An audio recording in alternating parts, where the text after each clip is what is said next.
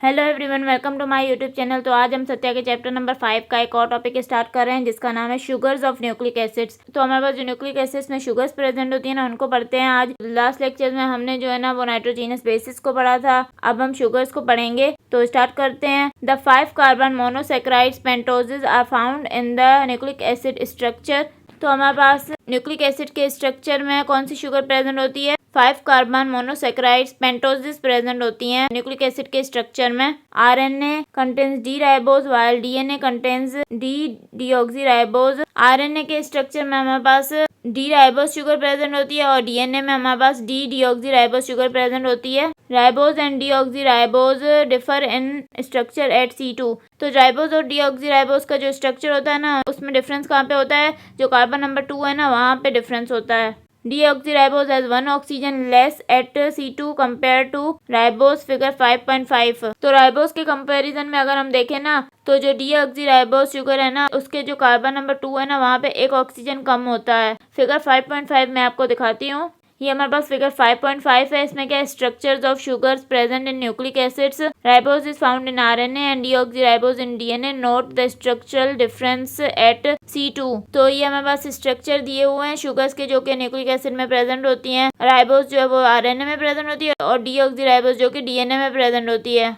तो इन दोनों का जो डिफरेंस होता है वो हमारे पास कार्बन नंबर 2 पे होता है। ये डी राइबोज है, ये D2 डीऑक्सीराइबोज है। यहाँ पर ये देखें, ये नंबर 1 कार्बन है, ये नंबर 2 कार्बन है। यहाँ पर भी देखें, ये नंबर 1 कार्बन है, ये नंबर 2 कार्बन है। तो जो नंबर 2 कार्बन है ना, वहाँ पे हमारे पास जो डी राइबोज है वहाँ पर OH है, और जो हमारे पास D2 डीऑक्सीराइबोज है वहाँ पर सिर्फ H है। तो यहाँ पर देखें, हमारे पास 1 ऑक्सीजन कम है डीऑक्सीराइबोज शुगर में। और कौन से कार्बन पे 1 ऑक्सीजन कम है? कार्बन नंबर 2 पे। तो आई होप कि आपको ये डिफरेंस समझ में आ गया होगा। अब हमारे पास टॉपिक है नॉमेनक्लेचर ऑफ न्यूक्लियोटाइड्स। तो इसको पढ़ते हैं हम। The addition of a pentose sugar to base produces a nucleoside. तो जब हमारे पास पेंटोस शुगर उसके साथ नाइट्रोजीनस बेस लग जाता है तो हमारे पास न्यूक्लियोसाइड बन जाता है, और न्यूक्लियोसाइड में फिर फॉस्फेट ग्रुप लगता है ना, तब न्यूक्लियोटाइड बन जाता है। If the sugar is ribose ribonucleosides are formed. अगर शुगर राइबोज होती है तो फिर हमारे पास राइबोन्यूक्लियोसाइड्स बनेंगे। Adenosine, guanosine, cytidine and uridine are the ribonucleosides of A, G, C and U respectively. तो हमारे पास एडिनोसिन, ग्वानोसिन, साइटिडीन, यूरिडीन, ये हमारे पास राइबोन्यूक्लियोसाइड्स हैं A, G, C और U के, मतलब कि एडिनाइन, ग्वानिन, साइटोसिन और यूरेसिल के। If the sugar is a deoxyribose, deoxyribonucleosides are produced।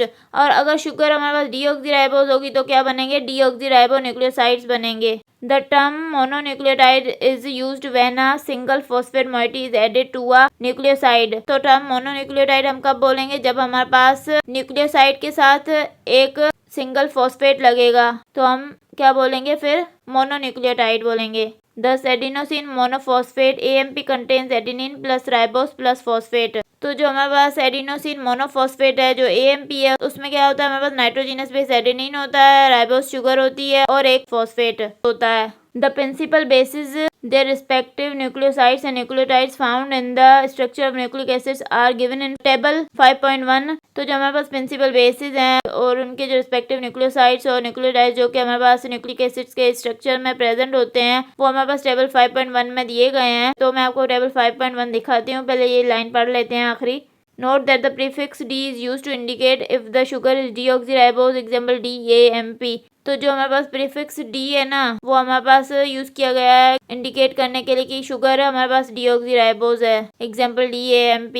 तो मैं टेबल 5.1 दिखाती हूँ। तो ये हमारे पास टेबल 5.1 है। इसमें क्या है? प्रिंसिपल बेसिस दी हुई है, उनके न्यूक्लियोसाइड्स और न्यूक्लियोटाइड्स दिए हुए हैं। तो इसमें हमारे पास बेसिस कौन सी है? एडिनाइन है। एडिनाइन का राइबोन्यूक्लियोसाइड हमारे पास क्या है? एडिनोसिन है। राइबोन्यूक्लियोटाइड क्या है हमारे पास? एडिनोसिन 5-फॉस्फेट और एडिनाइलेट। एब्रीविएशन क्या है? AMP।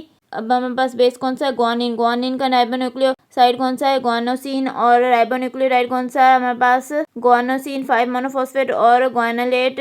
एब्रीविएशन क्या है? GMP। साइटोसिन का हमारे पास राइबोन्यूक्लियोसाइड साइटिडीन है, और राइबोन्यूक्लियोटाइड हमारे पास साइटिडीन 5 मोनोफॉस्फेट और साइटिडाइलेट, और इसकी एब्रीविएशन क्या है? CMP। यूरेसिल का हमारे पास राइबोन्यूक्लियोसाइड कौन सा है? यूरिडीन। और राइबोन्यूक्लियोटाइड कौन सा है, यूरिडीन 5 मोनोफॉस्फेट और यूरिडाइलेट। और इसका हमारे पास एब्रीविएशन क्या है, यूएमपी। तो ये हमारे पास जो सारी हैं आरएनए की बेसिस थी। अब हमारे पास डीएनए की बेसिस पढ़ते हैं। तो सबसे पहले हमारे पास एडेनिन है बेस, इसमें हमारे पास डीऑक्सी राइबोन्यूक्लियोसाइड कौन सा है, डीऑक्सी एडिनोसिन है। और डीऑक्सी राइबोन्यूक्लियोटाइड क्या है, इसमें डीऑक्सी एडिनोसिन 5 मोनोफॉस्फेट और डीऑक्सी एडिनाइलेट। और इसके एब्रीविएशन क्या है, डीएएमपी। डी क्यों लगा हुआ है, क्योंकि इसमें डीऑक्सी राइबोस शुगर है ना, इसलिए। दूसरी बेस कौन सी है हमारे पास, ग्वानिन। ग्वानिन का डीऑक्सी राइबोन्यूक्लियोसाइड कौन सा है, डीऑक्सी ग्वानोसिन। और इसका डीऑक्सी राइबोन्यूक्लियोटाइड कौन सा है, डीऑक्सी ग्वानोसिन 5 मोनोफॉस्फेट और डीऑक्सी ग्वानोलेट। और इसकी एब्रीविएशन क्या है, डीजीएमपी।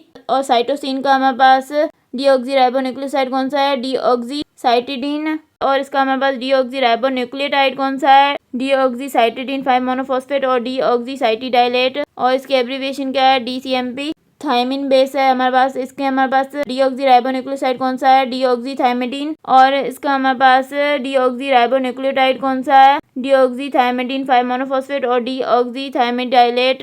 और एब्रीविएशन क्या है इसकी, डीटीएमपी। तो ये हमारे पास डीएनए की बेसिस थी। आई होप कि आपको ये टेबल समझ में आ गया होगा। अगर आपको मेरा लेक्चर पसंद आया तो प्लीज़ मेरे चैनल को सब्सक्राइब करें, लाइक करें और बेल आइकन को प्रेस करें। Thank you.